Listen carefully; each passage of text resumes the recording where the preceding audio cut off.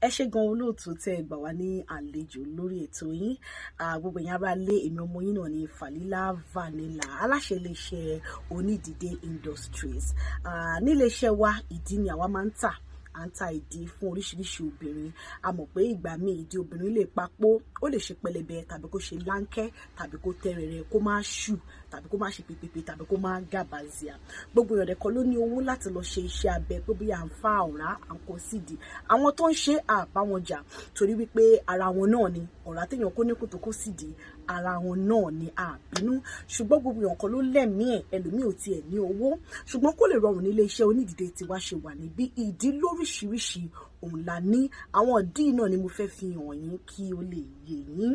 Ẹ má dẹ̀ jẹ́ kẹ́rù bá yín. Ẹlòmíì á ní táwọn bá wọ ìdí, táwọn bá dọ́dọ̀ ọkọ àwọn àbí boyfriend àwọn, ó máa rí ìdí. Àṣírí bẹ́ẹ̀ ṣe máa lo ìdí yẹn tí ọkọ yín ò fi ní já sí pé yín kọ́ lẹ́ni ìdí, àwa máa já yín tán.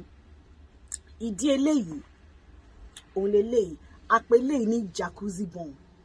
Jacuzzi bomb torí pé nǹkan tá a ṣe síbẹ̀ 4 inches ló wà náà. 4 inches ni jacuzzi bomb. Ìdí eléyìí dẹ̀ rèé, ó bá hips wá, òun la ṣe ń pè ní jacuzzi bomb. Tán bá dẹ̀ gba, a ṣe pàpà bí ìgbà tí wọ́n gbá ìdí náà ni pé pàpà ṣe ti rí bó ṣe dún bẹ́ẹ̀ yẹn. Jacuzzi bomb ni, kò kí ń ṣe léyìí tí pàdé máa ń yọ tó rà ti ṣe mọ́ hips. Bó dẹ̀ ṣe wà yẹn, ó máa ṣù, gbogbo ẹ̀ máa ṣe pépépé.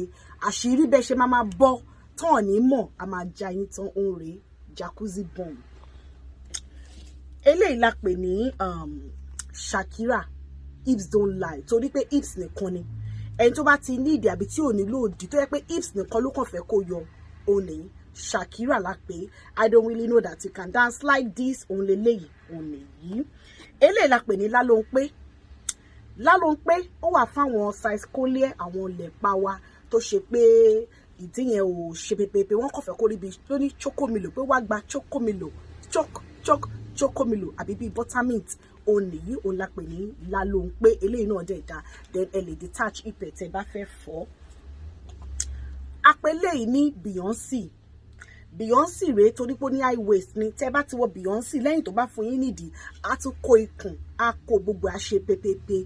Beyonce leléyìí, òun náà wà ní iléeṣẹ́ wa. A dẹ̀ lo very good quality foams la fi lò, ó natural. Tán bá fún á ṣù, tán bá fún ẹ̀jẹ̀ yẹn á gbẹ sí ọwọ́. Okay, dẹ̀ mo fẹ́ fi eléyìí hàn yín. Eléyìí la pè ní Mamma Mia. Talk to me o mama tí Kiss Daniel fi kọrin, òun rèé Mamma Mia.